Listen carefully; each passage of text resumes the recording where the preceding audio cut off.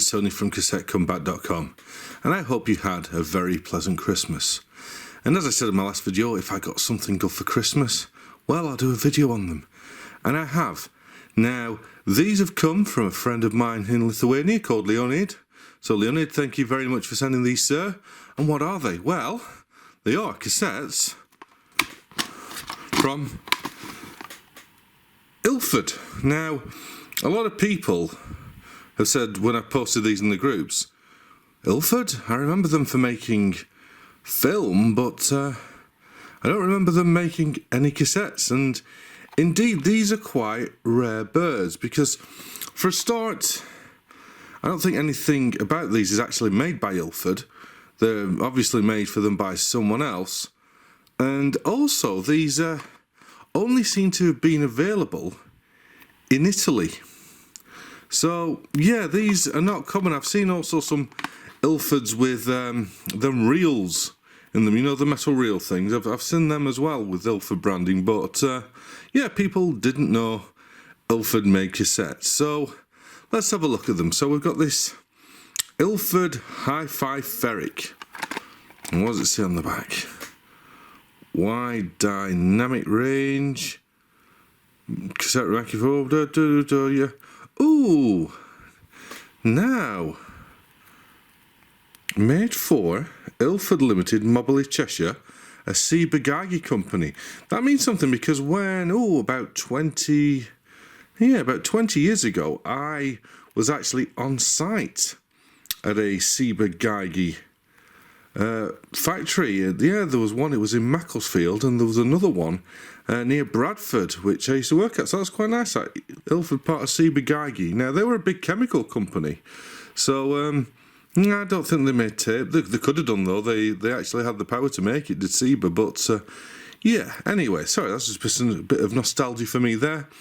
Wide dynamic range, yep. So we've got English, French, German, and Italian. So yeah, that's that one. Then we go up. Now, I don't know what the big difference is between these because one's called a Pure Chrome 60 and one's called a Deoxide Plus 60. And apart from the little striping, they look very similar. They've both got microxide formula, but let's have a look at the back. Let's have a see. Like this. Now, Ilford uses for this product a selection of best quality components, i.e., like I say, it's a bitzer. It's made from bits of this and bits of that. So it says this says it's a special chrome dioxide tape quality, and this one says it's a pure chrome tape quality. So I mean, if we look at the two graphs, they look, well, pretty similar apart from the -20. That one seems to dip down. I don't pay much attention to these, but yeah.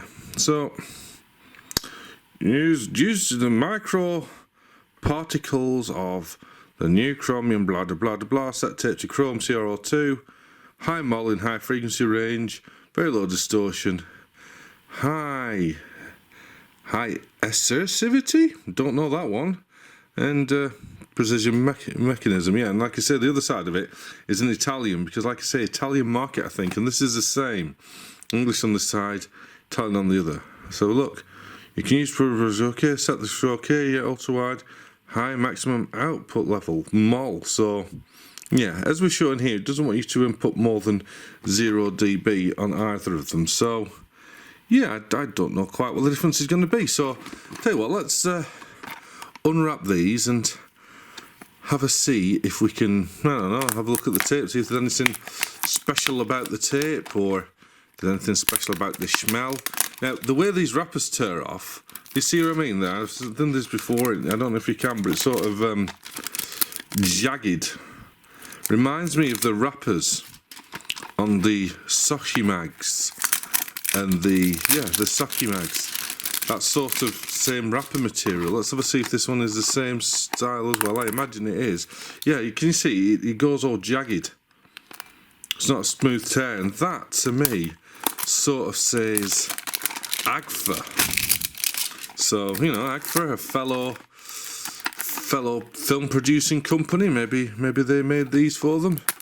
Because I've been looking around, there's quite a few different tapes that have the same thing. Now, that's weird.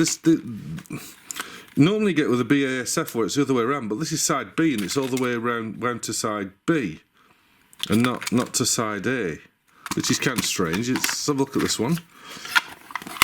And again, this one, the side B is wound, not the side A, but the shells sort of look identical. Let's have a smell. Right, let's have a... Oh, that's nice. I like the leader there. See that? Let's see if we can get it in focus. Yeah, the little Ilford leader there in yellow and black. Yeah, that's nice. That's a nice touch. Let's have a look. Yeah, this is the same. Right, let's have a smell. Yeah, that one's definitely chrome. And that one's definitely chrome. So they both are definitely chrome. So let's wind them on a bit. Right, let's just turn it to the end. Let's have a see of the tape. Like I say, I like the Ilford leader. It's nice, that.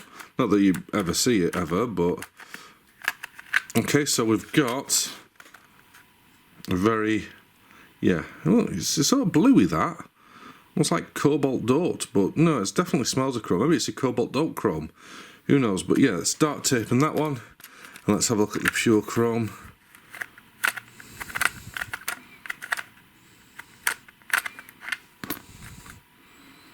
Again, let's start taping that one. So yeah, on first sight, the only thing that seems to be different about these is the sticker. Well, the stripes on the sticker, but yeah. So we shall see. Let's have a look inside.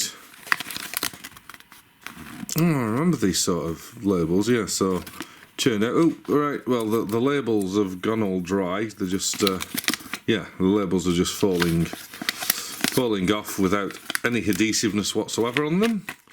So yeah, fair enough. Let me just get the others off the floor. Otherwise I'll be standing on them with my shoes and be stuck to the bottom of my shoes. Right, okay. So yeah, so the labels and the J card on the inside, yeah, pretty standard. Let's have a see if this one's pretty much the same. Yeah, it's stuck on the inside. These labels all fall, yeah, these labels all fall off as well. No stickiness on them at all. Which is a shame, because they are sort of custom made to fit, specifically in there. They're not a normal size, so oh well. Maybe I can get a glue stick on them, but yeah, again, nothing particularly special there. So that's the two Type 2s. Nice shell. Sorry, I must say, I think I've seen some TAC tapes, or it may be even some early That's, which had this sort of shell on it, because there's no signification. Nothing signifies where they're actually made on this. Right, let's have a look at the Ferric. See if this wrapper splits the same sort of way. Yeah, it's got the same jaggedy as the Agford. Let's have a look. Yeah, it's not going to slide out. It's going to have to be full torn. Sorry, and all that meat.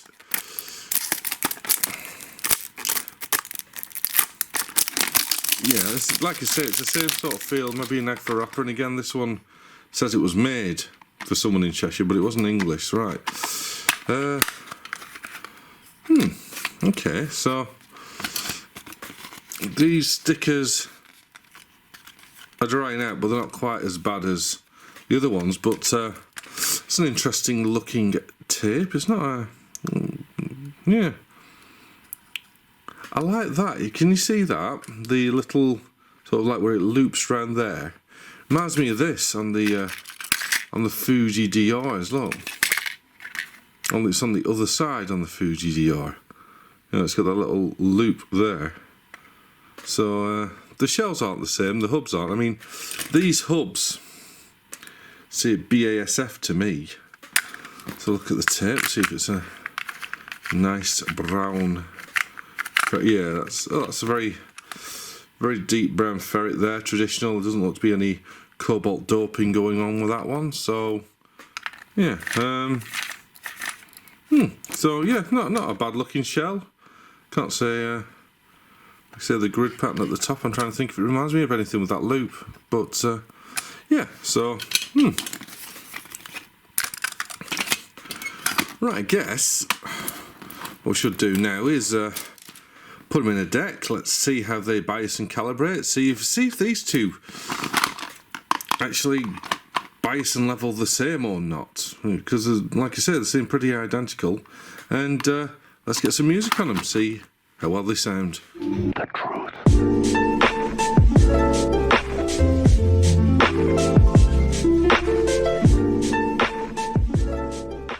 Right, so because these are pure chromes, I think it might be a nice opportunity yet again to do another refresher for people who are just new to this or haven't watched any of my old videos, to show you why pure chrome cassettes don't perform well in decks that have not been calibrated for them or that do not have their own manual calibration features.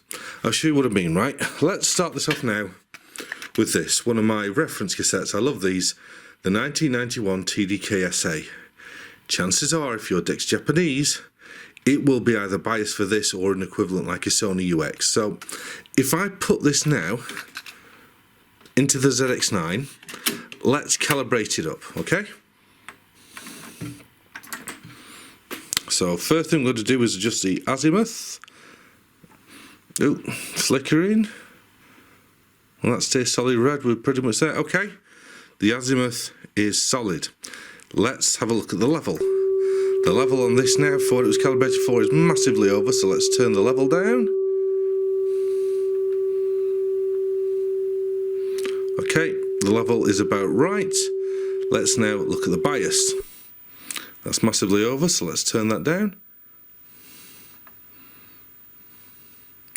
Okay, so we've got calibrated bias, calibrated level, and the azimuth is calibrated. So yeah, so this, let's say this is a benchmark or the starting point for most decks which have been internally calibrated for the Ferric Cobalt Type 2. So that's how your deck's calibrated. So you get rid of this one and you bring along a pure chrome. Now, let's have a look at how the pure chrome is if I don't touch any of these and keep them exactly the same. Let's have a look at the pure chrome in relation to the SA. Now, for a start, can you see there's no light at all on the azimuth because it can't find the azimuth. I wonder why that is. Let's have a look how the levels are compared to the SA. Oh dear, they're quite a bit down on the SA, aren't they? Let's have a look at the bias. Oh dear, that's even more. Now, if you can see, yeah, visually there, this is why a pure chrome will sound dull and quiet compared to a Ferric Cobalt, which your deck might be calibrated for. You need to bring these up in order to get the best out of them. So in this case, I'm going to crank the levels up. And I've turned that now, on the right at least, to the absolute full. I cannot get this any louder, and this is not at the calibration point. But let's look at the bias. The bias has come up. Let's have a look. Okay. The bias now seems to be there, but like I say, the level, it just can't make it. Just a bit below, but it can't make it. And this, you know, the ZX9 is one of the best decks for recording. But we are now there. Let's have a look at the azimuth, see if there's any life in there. Ah, you see, now that we've nearly got there with the bias and levels, it's picking up the azimuth. Let's just tune the azimuth.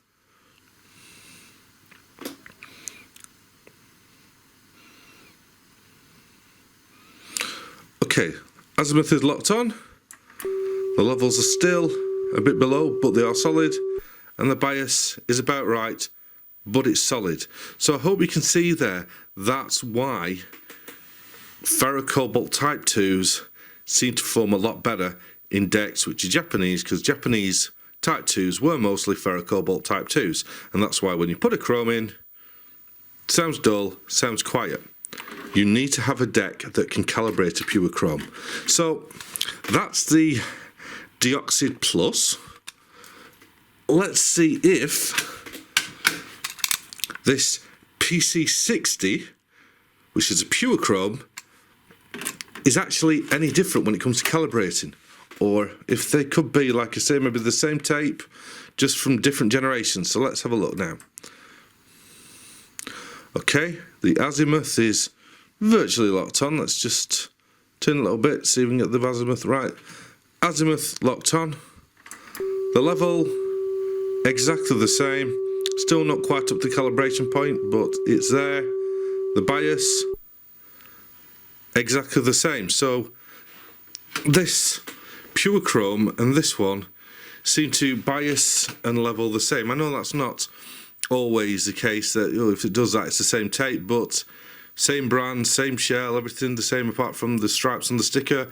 I'm guessing these are probably the same tape in there, but there we go, it is at least calibrated up. So let us now play some music through it. Bearing in mind, pure chrome, I'm not going to let this peak over 0, and we'll see if it sounds any good. Now, the first thing to note with pure chromes is normally the low noise. This should have pretty low hiss. So let's use this tune, which is called One Life, which I've got from the YouTube audio library. Let's see how it sounds.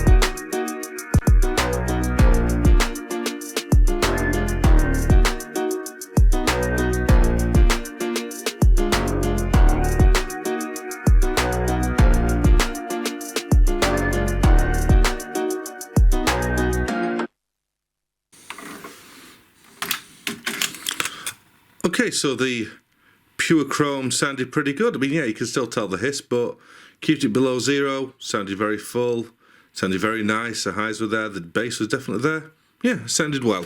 So, let's keep the settings exactly the same, because that's what it seemed to be, and try the Dioxide Plus. And I'll just continue with One Life yet again. So, let's have a listen.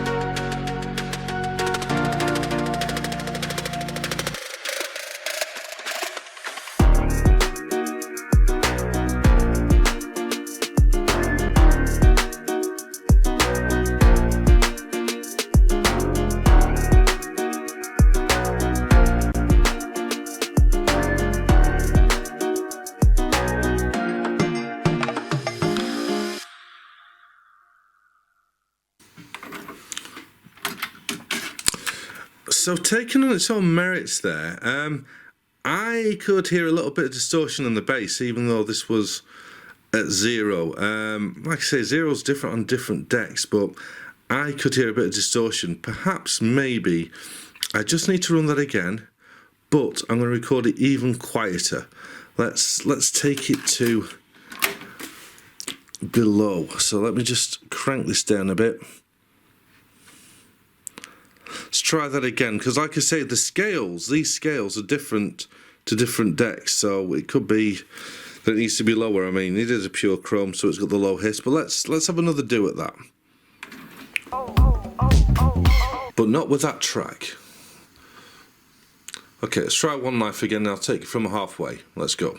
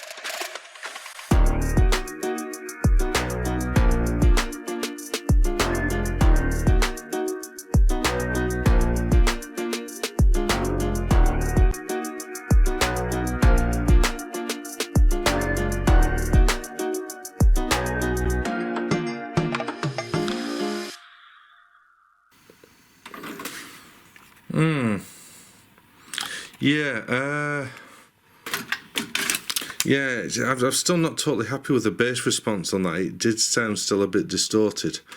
Oh well.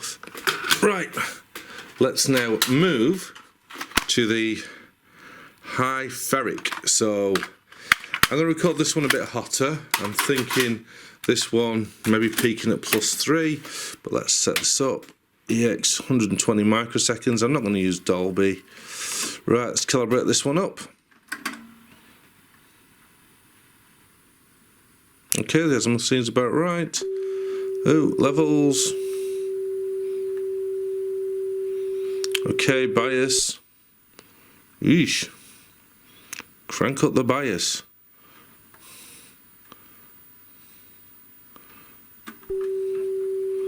Turn the levels down.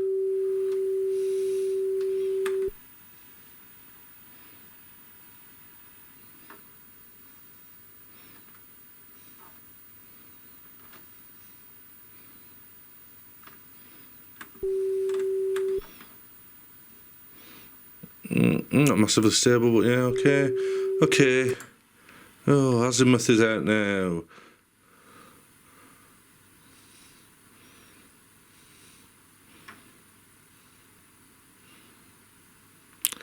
And you guys said that you like seeing me do this. Why? I hate doing it.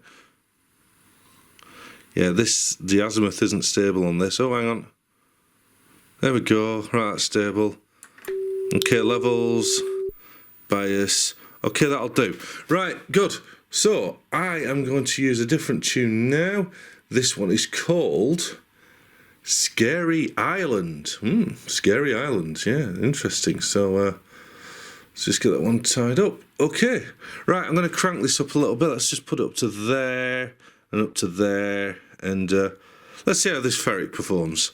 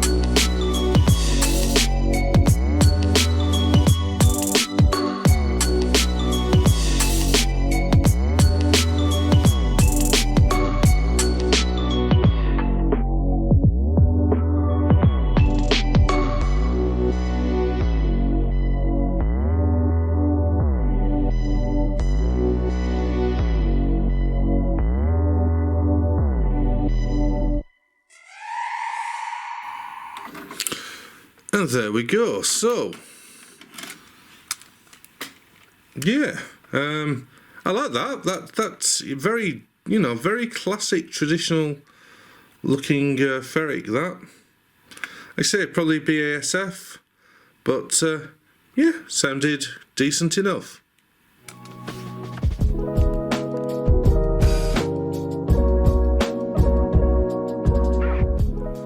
So, BASF, I think, rebranded decent regular Ferric. These two pure chromes, and like I say, I'm up for your knowledge here, boys and girls. Probably yours as well, Leonid. You'll no doubt have something to say, but I'm thinking shells from somewhere like General Magnetics in Singapore, tape, possibly BASF or AGFA. That's what I'm thinking. But it brings me on to something that's been talked about in groups and stuff about chrome degradation, pure chrome. Now, you saw me unwrap these two, and I haven't switched them for some used ones. And you saw there that these cassettes, the ZX9, which is commonly regarded as one of the best recorders ever, couldn't quite calibrate these up. They couldn't quite get the levels up. And if you looked at the levels of these compared to an SA, you could see massive differences. I do not believe that back in the day, that, these supposedly date from about 88. Japanese decks were the norm. I don't believe that these formulations were made and they said, oh, you know what, it needs, double the amount of bias of a Japanese ferrocobalt, and it needs double the amount of level, it'll be right, it'll still sound good. I don't believe they would release a formula like that to the general public, because they know that the general public would put it in whatever deck they had, record and go, oh, this is quite a muddy, these are rubbish, I'm not buying these again. I don't believe that they would release formulations that were like this, brand new. I believe age has caused them to go like this. Now, it's not universal. It could be storage. You saw how the stickers of these fell off. So, they'd all dried up. It could be storage, but the thing is, I've had a lot be new and used of the single coat, the BASF Chrome Extras, for example, that, I can't calibrate properly even on a ZX9 or on a Dragon. And I don't believe that they would have been like that from new. So I'm observing it, that you haven't observed it, and every single chrome tape you've had has been perfect. Bully for you. But I do believe that more likely than not, some pure chromes now are degrading. They're just not as they were when they were new, and they're getting very, very hard to make good recordings on. I mean, like I say, there was a lot of distortion in the bass, and even when I cranked it down, there was still distortion there. And yeah, these are collector's pieces now. Get one for the collection. Nice to look at. Oh, I've got an Ilford tape, but I don't think they're the ones you're going to be using for every day, because they're not going to be cheap. I mean, I don't have this or this in stock. I have this one in stock, and it's not cheap. You can get much better tapes for less money. But if you like the Ilford brand and you like the quirky style of this, get one for the collection only, but don't get it for its recording prowess. Like I say, the Ferric, decent enough, but again, this is the only one I've ever seen. They're not common, and let's be fair, this has probably just got BASF Ferro Extra tape in it, or the duplicator equivalent. But like I say, people wanted to know about these when I posted them, going, wow, I've never seen Ilford tapes before. So there we go, that's a look at some of them. So I hope you have a very happy new year. If you're listening now and you fancy something to listen to, and you want to find some new artists that you're not sure of, go here, bing. I've got a 3-hour show which I did on my radio show, which is my favourite 40 tunes of 2019. So there's bound to be something you like in there. Have a listen, see if there's any new artists, so you can get some new tapes broken open and do some New Year's recordings. So again, Happy New Year. Here's to a great 2020. Please like and subscribe, and I'll see you all next year. Bye bye.